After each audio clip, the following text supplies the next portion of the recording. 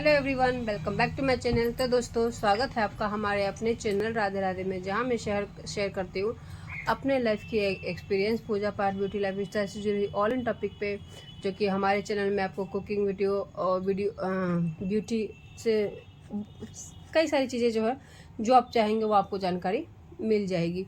तो दोस्तों, हरे कृष्णा, राधे राधे, दिया होती। तो दोस्तों, जैसे कि अब सावन का महीना, सावन का महीना नहीं, जैसे कि अब आसिन का महीना अब आने ही वाला है। तो इस आसिन के महीने में बहुत सारे त्यौहार आते हैं और स्टार्टिंग हमारे पितृपक्ष से ही हो जाती है। पितृपक्ष भी एक देखा जाए तो त्यौहार ही है। तो फिलहाल तो पितृपक्ष की टॉपिक में साइड रखती हूँ। जो आज की टॉपिक है वो है जो आसिन मास के में जो त्यौहार आने वाली है वो, तो इसमें आएगी पितृपक्ष के बाद आएंगे जीतिया, है ना। तो हम टॉपिक जो हमारी आज की टॉपिक है वो है जीतिया पे। तो जो जीतिया है वो है इस बार की तो बहुत अच्छी मुहूर्त मिली है। वैसे मैं आपको बताती हूँ, स्टार्टिंग में ही ये चीज़ मैं बता देती हूँ कि इस बार जो है खरजीतिया लगी हुई है। जिन्हें जो नए लोग हैं, जिन्होंने अभी तक नहीं किया, जिनके नए शादी ब्याह बाल बच्चे हुए हैं, तो जो करना चाहते हैं तो इस साल वो व्रत को उठा सकते हैं। क्योंकि पिछले वाले में मलेमास लगा था, आगे का भी हो सकता है कि लग पाएगा। तो इस बार का खरजीतिया लगा है। जिसको जीतिया का व्रत करना होगा आप लोग ज़रूर ज़रूर ज़रूर करना। बाकी अब हम टॉपिक आगे बढ़ाते हैं। तो जैसे कि आश्विन मास के अष्टमी तिथि में ये जीतिया का व्रत आता है ना। तो इस जीतिया का जो व्रत है, पहले मैं आपको बता देती हूँ कि ये जीतिया की विधि क्या है। उसके बाद मैं आपको बताऊंगी कब से कब तक शुरू है, ठीक है। तो जो जीतिया की विधि है वो क्या है कि जैसे कि नहाए खाए हम करते हैं ना, किसी भी व्रत को जो है नहाए खाए से ही शुरू किया जाता है। क्योंकि जब हम नहाए खाए का नियम करते हैं तो हम अंदर से और बाहर से दोनों से हम पवित्र हो जाते हैं, ठीक है। तो नहाए खाए से करते हैं। और नहाए खाए इस बार 13 तारीख का है, जो कि शनिवार का पड़ रहा है। और 14 तारीख का संडे पड़ रहा है। और 15 तारीख का आई थिंक सोमवार पड़ रहा है, मैं भूल जाती हूँ। तो उसका कोई दिक्कत नहीं है, डेट का तो देख लेना, तारीख में बता दे रही हूँ। तो जब हमारा नहाए खाए होता है ना, तो नहाए खाए वाले दिन, इस दिन क्या करते हैं, जीतिया वाले दिन क्या करते हैं कि जीतिया वाले दिन और जो रविवार का व्रत करते हैं इसमें दोनों ही लगभग सेम सा ही नियम होता है। तो ये नियम हम करते हैं 12 बजे के बाद से। भले आपने सुबह में उठ के अपना दिनचर्या का शुरू कर लिया हो, स्नान कर लिया हो, पूजा पाठ कर लिया हो, उससे कोई मैटर नहीं होता। वो आपने डेली वाला कर लिया है, भगवान का कर लिया है। जीतिया वाला जो करेंगे तो इसमें 12 बजे के बाद आपको फिर से स्नान करना पड़ेगा। आपको सर्वप्रथम स्नान करके अपने सर को गीला करना पड़ेगा। इसमें वो नहीं देखा जाता कि बाल शनिवार पड़ रहा, मंगलवार पड़ रहा, बाल धोए कि नहीं धोए। क्योंकि जो है वार सेवरा कहा जाता है कि त्यौहार होता है। तो त्यौहारों में जो साल भर का त्यौहार होता है उसमें ये सब चीज़ नहीं लगती है।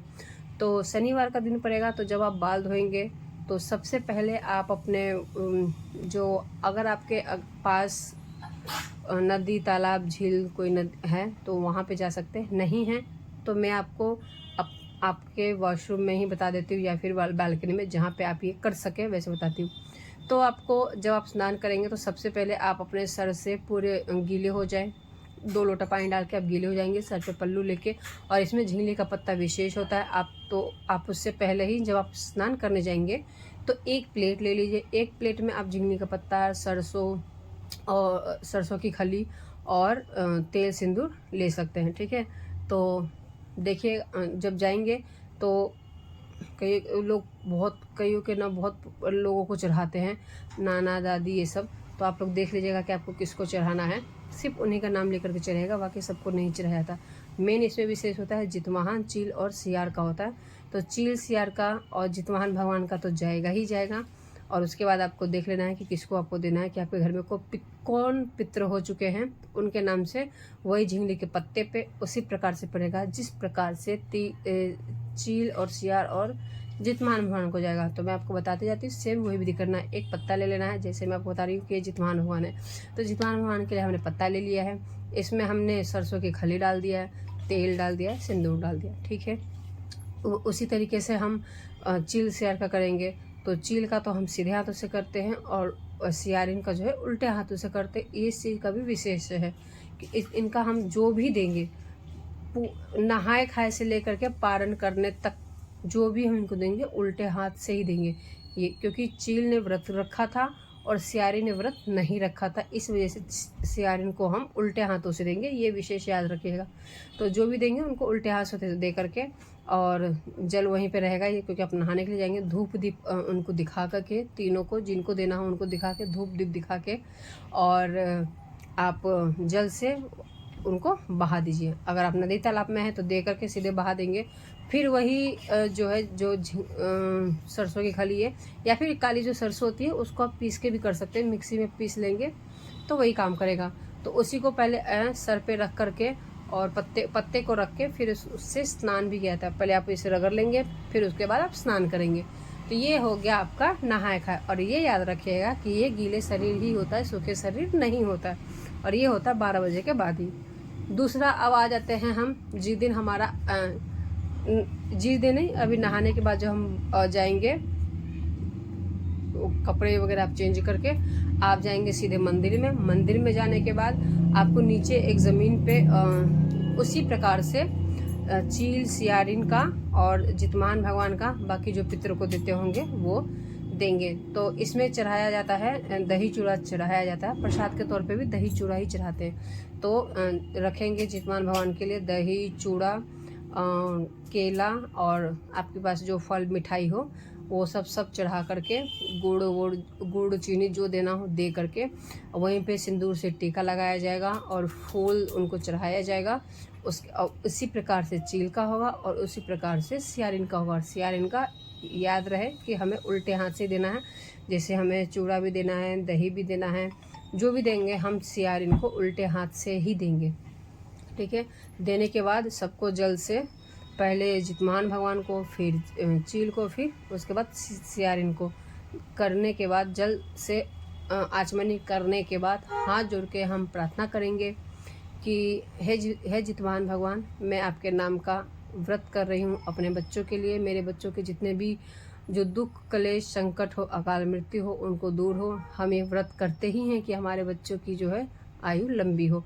उस विषय में अगर हमसे कोई त्रुटि वगैरह हो गई, कोई गलती हो गई है, तो आप हाथ जोड़ करके क्षमा कर लीजिए।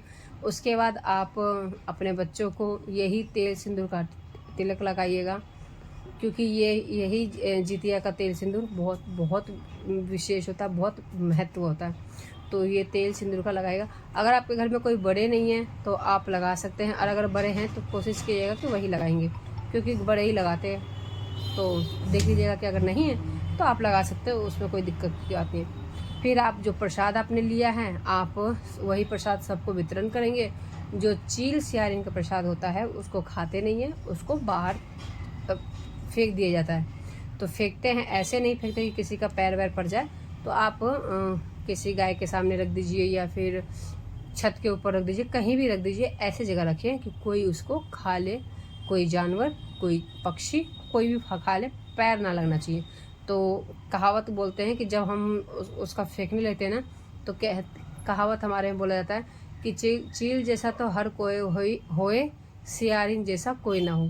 क्योंकि आपको पता है कि सियारिन ने व्रत नहीं किया था और चील ने व्रत किया था, जिससे कथे के माध्यम से आपको मिलेगा कि उसके अगले जन्म में उसके साथ साथ क्या क्या हुआ, ठीक है। ये हो गया आपका नहाए खाएगा। और नहाए खाए वाले दिन आपने नहा लिया, धो लिया, सब कुछ कर लिया। इसके बाद आज के दिन मड़ुआ की रोटी और मछली खाई जाती है। कहीं तो बनाते हैं, बढ़िया से पकवान वगैरह बनाते हैं। अगर बनाते हैं, अब आप में बनाते हैं तो बनाइएगा, नहीं बनाते हैं तो मड़ुआ का रोटी और मछली विशेष है कि खाते हैं। जो नहीं खाते हैं वही साग वगैरह आप किसी के साथ, जैसे नेनुआ का साग, फिर अचार नहीं है तो अचार के साथ भी खा सकते हैं, पर मड़ुआ का रोटी ज़रूरी होता है। तो यहाँ पे आपका हो जाएगा नहाए खाएगा। आपने दही चूड़ा खा लिया, जो भी पकवान वगैरह खाना है खा के, पर मड़ुआ का रोटी ज़रूर खाते हैं इस दिन, ठीक है। तो इसके बाद हो गया हमारा, आज का हो गया नहाए खाएगा। नहाए खाए के बाद होगा हमारा व्रत। तो व्रत जो है लग रहा है, मैं आपको बता दूं, 14 तारीख को हमें व्रत रखना है जितिया का, और 15 तारीख को होगा हमारा पारण। ठीक है, मैंने इसमें बता दिया। 13 तारीख को नहाए खाए है और 14 को व्रत है और 15 को पारण है। और व्रत वाले दिन जाहिर सी बात है, तो व्रत वाले दिन तो कुछ नियम है नहीं इसमें, क्योंकि हमें निर्जला व्रत रखना है। तो जो व्रत का है विधि वो आगे मैं बताती हूँ कि 5 बजे से पहले